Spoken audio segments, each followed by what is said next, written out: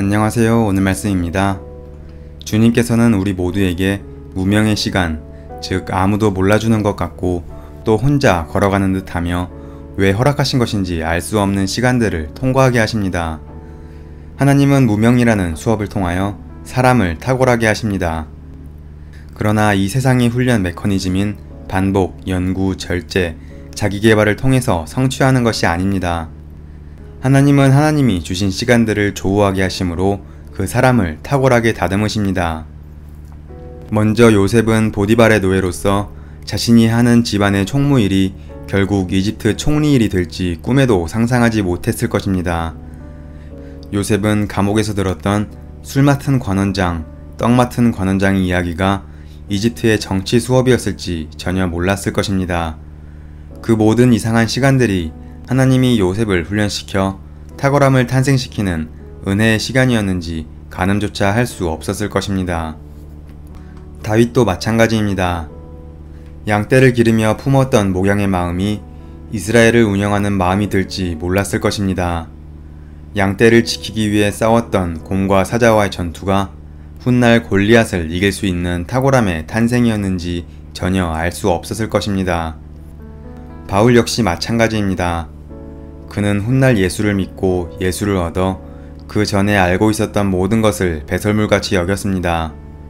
그러나 그가 다녔던 지중해의 세계들이 예수의 제자들은 결코 생각해보지 못한 선교적 교회의 시작이 될 줄 전혀 몰랐을 것입니다. 바울은 젊은 날 고생하면서 공부한 논리적 글쓰기와 체계적인 문법들이 성경을 탄생하게 한 탁월함이 될 줄은 결코 알지 못했을 것입니다. 이 외에도 무명의 시절에 만들어지는 하나님의 사람들의 탁월함은 너무나 많습니다. 이 세상에서 말하는 무명의 시간은 우리 스스로를 단련시키는 시간입니다. 그러나 성경에서 말하는 무명의 시간은 하나님께서 우리를 단련시키는 시간입니다. 하나님은 무명이라는 시간을 통해 우리를 버리시는 것이 아닙니다. 그 시간을 통해서 아주 강력하고 지혜롭고 탁월하게 만들어 가시는 것입니다. 그러나 당시에는 그것이 하나님의 수업인지 전혀 알 수 없다는 이상한 신비가 있습니다. 그렇기에 하나님이 주신 무명의 시절을 가장 지혜롭게 보내는 방법은 모든 시간을 사랑하는 것입니다. 모든 순간을 사랑해서 모든 삶에 최선을 다하는 것입니다. 더불어 모든 관계에 성실한 것입니다. 변증가 이디스 셰퍼가 이런 말을 했습니다. 현실 생활에서 정말 중요한 일은 북치고 꽹가리치며 다가오지 않는다.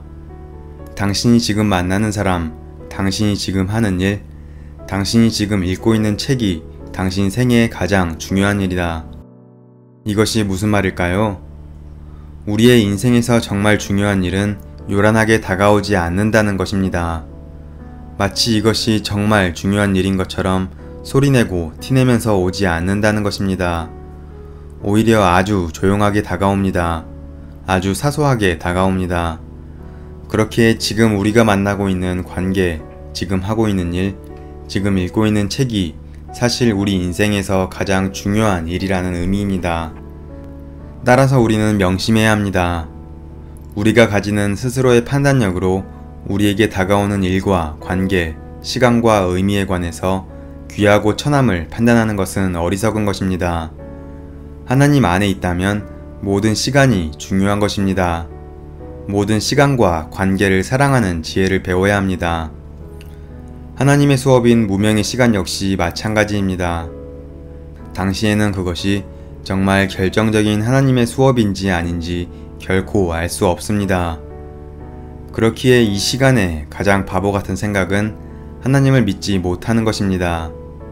하나님을 믿지 못해서 나에게 주어진 상황과 사람과 일 등등 모든 것을 내가 임으로 판단해서 구분하는 것입니다. 알곡과 가라지는 주님이 가려주실 것입니다. 지금 우리가 마주하고 있는 일상을 우리 스스로 의미 없고 재미없는 시간으로 만들어서는 안 됩니다. 우리에게는 그 모든 시간에게 가장 행복하게 안녕을 말할 수 있는 지혜가 필요합니다. 왜냐하면 어쩌면 우리는 지금 인생에서 가장 중요한 순간을 보내고 있는지도 모르기 때문입니다.